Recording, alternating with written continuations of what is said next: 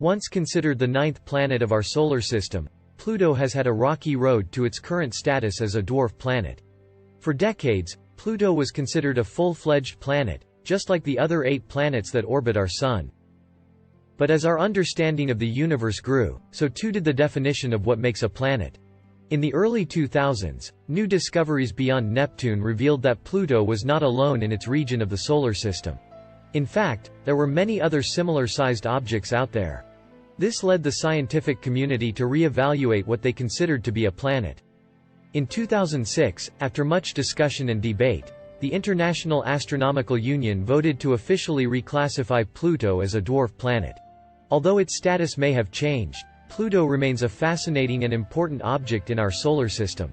And who knows what new discoveries await us in the vast reaches of space.